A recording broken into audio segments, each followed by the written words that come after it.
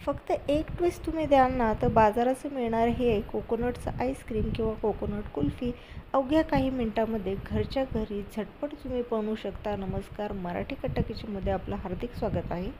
फक्त 2 कप दुधापासून ही कुल्फी आपण बनवणार आहोत. तासनतास दूध उकळण्याची अजिबात गरज नाही. ती मस्त क्रीमी मलाईदार होण्यासाठी यामध्ये आपण 1 कप इतकी साय टाकणार आहोत किंवा फ्रेश क्रीम टाकणार आहोत. आता दूध अजिबात आटवायला नको म्हणून आपण याच्यामध्ये 1/4 कप इतकी मिल्क पावडर घालणार आहोत. यामुळे आपल्याला दूध अजिबात आटवण्याची गरज नाही आणि अर्धा कप यामध्ये आपण घालणार आहोत कंडेन्स मिल्क. यामुळे मस्त मावेदार आणि रबडीदार असं टेक्स्चर त्याला येणार आहे. आता आपण तोपर्यंत 1 नारळ घेणार आहोत. ते नारळ आपण खाऊन घेणार आहोत आणि अर्धा कप हा फ्रेश नारळ जो आहे ना, तो खवलेला नारळ तो आपण याच्यामध्ये घालणार आहोत. आता अगदी 5 ते 10 मिनिट आपल्याला हे दूध उकळून घ्यायचं आहे. 10 मिनिटातच दुधाला अगदी दाटसरपणा येईल आणि याच्यानंतर 1 चमचा इतके आपण वेलची पूड यामध्ये घातलेली आहे. तुम्ही पाहू शकता हे दूध आपलं एकदम घट्ट झालेलं आहे. आता याला थंड होऊ द्यायचं आहे. दाणेदार असं टेक्स्चर याला आलेलं आहे आणि आता आपल्याला याला साच्यामध्ये भरून घ्यायचं आहे.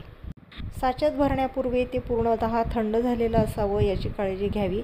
किंवा आता तुम्ही या पद्धतीचे मोल्ड घेऊ शकता. याच्यामध्ये देखील तुम्ही हे दूध घालू शकता आणि याला वरच्या बाजूने आपल्याला कव्हर करायचं आहे पेपर फॉईलने किंवा ॲल्युमिनियमच्या फॉईलचा वापर करावा. यामुळे याच्यामध्ये बर्फाचे खडे जे आहेत ते अजिबात तयार होणार नाही आणि अगदी मार्केटसारखं टेक्स्चर याला यायला मदत होईल. आता आपण याला फ्रीजरमध्ये ठेवणार आहोत 7 ते 8 तास. 7 ते 8 तासानंतर आपल्याला मिळेल ही घट्ट मलाईदार अशी कुल्फी. याला आता आपण ड्रायफ्रूटने सर्व करणार आहोत. तत्पूर्वी आपण हा व्हिडिओ कोणत्या भागातून बघत आहात हे आम्हाला कॉमेंट बॉक्समध्ये सांगायला विसरू नका. आता आपण हे जे तयार झालेले मोल्ड्स आहेत याला देखील डिमोल्ड करून घेणार आहोत. तर सुरुवातीला या पद्धतीने हाताने आपल्याला फिरवायचं आहे. हाताच्या उष्णतेने ही कुल्फी डिमोल्ड व्हायला अगदी सहज मदत होईल आणि पाहू शकता छान असं टेक्स्चर आलेलं आहे. कुल्फी अगदी मलाईदार रबडीदार झालेली आहे. तेव्हा नक्की ट्राय करा आणि सबस्क्राईब करायला विसरू नका. मराठी कट्टा किचन.